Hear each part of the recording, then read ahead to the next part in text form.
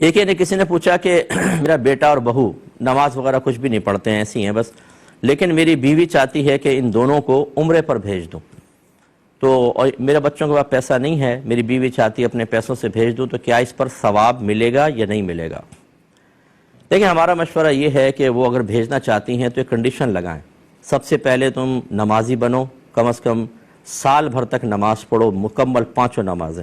اس کے بعد علم دین بھی سیکھو، ساتھ ساتھ فرض علوم کورس اپنے مکمل کرو۔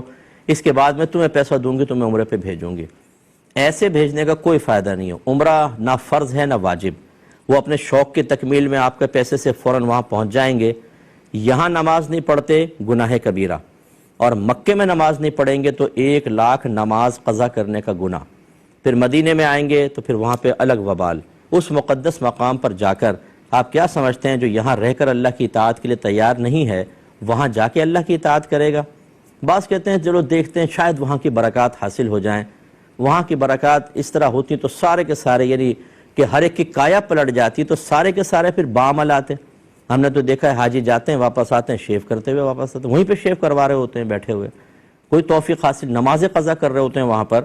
تو اس لیے ہمارا مشورہ یہ ہے کہ ایسی اولاد جو اللہ کی فرما برداری نہ کر رہی ہو، اس کے لیے صرف قلبی محبت پیدا کر کے ان کے لیے اس طرح کرنا یہ بالکل غیر مناسب ہے۔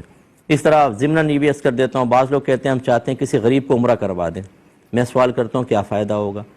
اس غریب کو پہلے یہ تو دیکھیں وہ نمازی ہے کہ نہیں ہے، اس کو مسائل آتے ہیں کہ نہیں آتے۔ آپ نے بھیج دیا پیسے دے کے، وہ خوش ہو گیا کہ میں نے مکہ مدینہ دیکھ لیا، خالی یہ دیکھنے کے لیے تھا یا وہاں جا کے خاص اللہ کی رحمت حاصل کرنے کے لیے تھا؟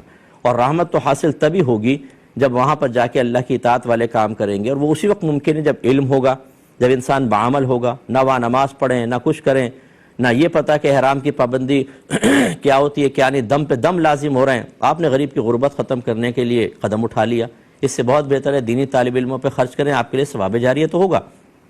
اچھا، باقی رہا ثواب کا معاملہ، اللہ تعالیٰ نیتوں پر ثواب عطا فرماتا ہے، آپ کے زوجوں کو ثواب تو ملے گا، لیکن جب یہ دیکھ رہی ہیں کہ وہاں نتیجہ کیا نکلنے والا ہے تو جان بوجھ کے تو مکھی کوئی بھی نہیں نکلتا، اس میں احتیاط کرنی چاہیے۔ جو میں نے کہا اس پہ عمل کریں۔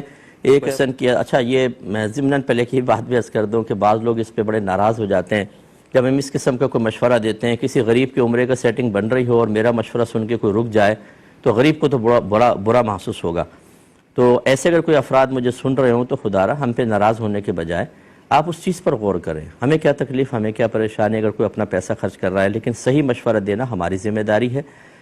کسی کو اگر یہ آفر ہوتی ہے کہ تمہیں عمرہ کروایا جائے گا تو اس کو چاہیے کہ سب سے پہلے وہ نماز کا پابند بنے، کیونکہ وہاں جا کے آپ کو نماز پڑھنی ہے۔ اس کے بعد ضروری علم دین سیکھیں، وضو کا طریقہ سیکھیں، غسل کا۔ اگر آپ وہاں پہنچ بھی گئے نہ وضو کرنا آتا ہے نہ غسل، تو نہ آپ کا وضو ہوگا نہ غسل ہوگا، آپ جنابت کی حالت میں مسجد میں داخل ہو رہے ہوں گے، نمازیں آپ کو پڑھنے نہیں آتی، نماز آپ خراب کر رہے ہوں گے۔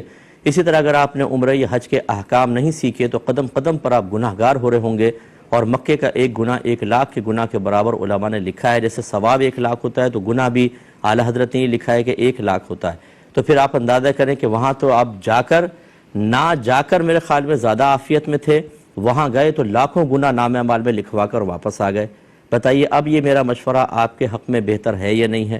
میں یہ نہیں کہہ رہا ہوں کہ غریب کو بالکل نہ بھیجیں، میں تو یہ کہہ رہا ہوں جو صاحب علم ہے اور باعمل، علم اور عمل سے مزین ہے، اس غریب کو بھیجیں، تب آپ کے لیے پیسہ دینا بہت اچھی بات ہے۔ آپ کو ثواب جاریہ بھی ثواب بھی ملے گا، جاریہ تو نہیں ہوگا، ثواب ملے گا، لیکن ایسے کسی کی غربت دور کرنے کے لیے بھیجنے پہ نقصان ہے اور ہمیں مشورہ دینا ہوتا ہے۔